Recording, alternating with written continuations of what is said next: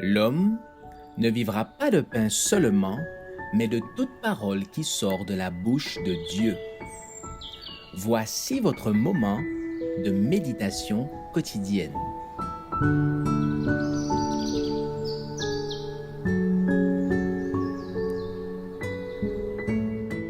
Avec Dieu chaque jour.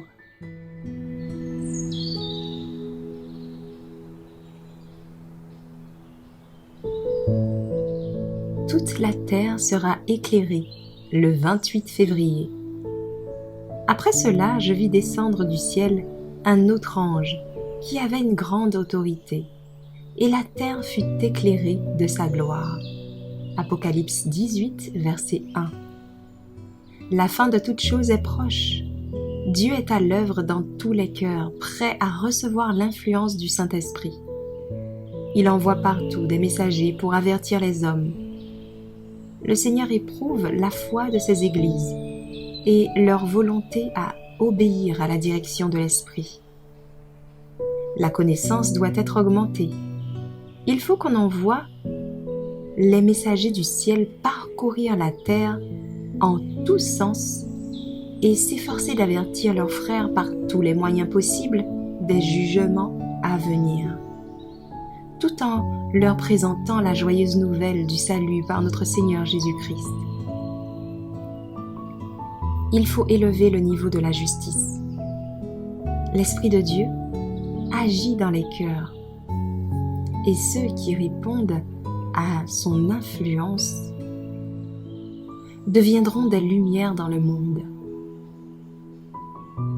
Il faut qu'on voie partout les chrétiens allant communiquer aux autres la lumière qu'ils ont reçue, comme l'ont fait les disciples après l'effusion du Saint-Esprit, le jour de la Pentecôte. Et tandis qu'ils feront resplendir cette lumière, ils recevront toujours davantage la puissance du Saint-Esprit. La terre sera éclairée de la gloire de Dieu. La proclamation de ce message se terminera avec une force et une puissance qui surpasseront celles du cri de minuit. Les serviteurs de l'Éternel, revêtus de la puissance d'en haut, s'en iront proclamer le message des cieux, le visage rayonnant et illuminé par une sainte consécration. Beaucoup louaient le Seigneur, les malades étaient guéris, et d'autres miracles s'opéraient. On remarquait un esprit de prière dans le genre de celui qui se manifestait avant le grand jour de la Pentecôte. Des centaines et des milliers de personnes se rendaient dans les familles et leur expliquaient les Écritures. Les cœurs étaient touchés par la puissance du Saint-Esprit et on voyait de véritables conversions.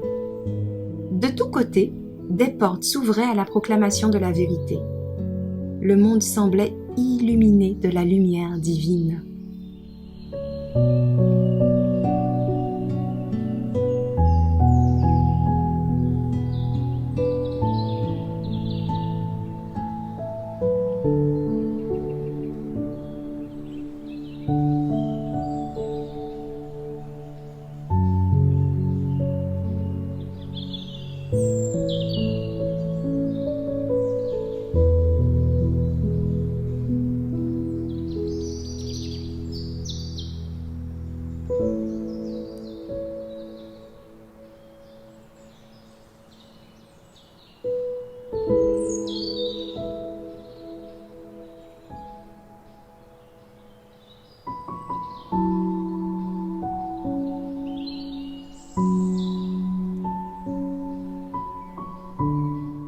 Merci d'avoir écouté cette présentation.